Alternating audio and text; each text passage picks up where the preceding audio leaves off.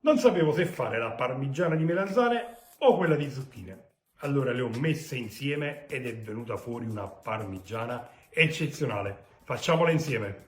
E allora per prima cosa in padella mettiamo dell'olio extravergine di oliva, un pochettino di cipolla e quando la cipolla sarà leggermente dorata mettiamo la salsa di pomodoro, aggiungiamo il sale e facciamo cuocere senza coprire per 15 minuti. Ora, dopo averle lavate ed asciugate, togliamo le estremità alle zucchine e le tagliamo a fettine. Ok, tagliate tutte le zucchine, le estremità anche alle melanzane e le tagliamo a fettine. Visto che utilizzerò una pirofila piccola, taglio a metà anche le melanzane, così mi viene più comodo sistemarle. Ora passiamo nel pangrattato, soltanto nel pangrattato, le melanzane e le zucchine. Una volta impanate tutte le melanzane e le zucchine, le friggiamo o in olio di semi di arachidi o in olio extravergine di oliva.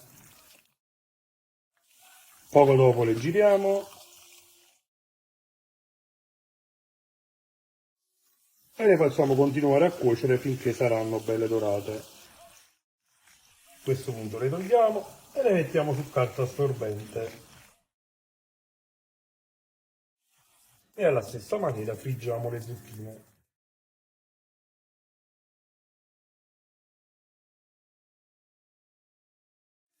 Ok, una volta fritte tutte le melanzane e le zucchine, poi mettiamo la besciamella nella salsa di pomodoro e con un cucchiaio mescoliamo bene. Ovviamente sia besciamella che salsa di pomodoro sono salate. Ok, ora sul fondo di una pirofila metto un po' di salsa, besciamella e pomodoro.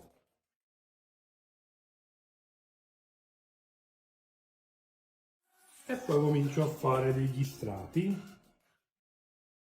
Inizio con le melanzane, un pochettino di salsa, metto il parmigiano, la provola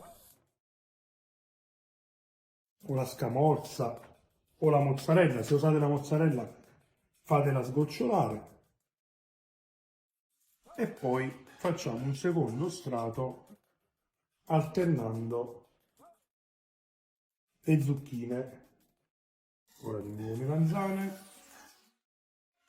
e facciamo tanti altri strati fino a terminare tutti gli ingredienti. Io farò almeno altri 3 strati. E allora è rimasto un po' di scamorza, quindi la metto sopra. Ora aggiungo la salsa. Copro con abbondante parmigiano. Ok. E vado a mettere in forno già caldo e faccio cuocere a 180 gradi in modalità statica per circa 40-45 minuti. Ed eccola qui, l'ho fatta anche già raffreddare ed ora non mi resta che impiattarla ed assaggiarla con voi. Vediamo un po'.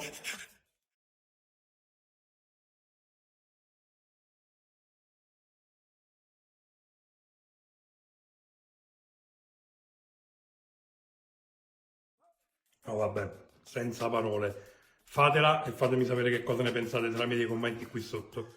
Io vi saluto e vi auguro buon appetito.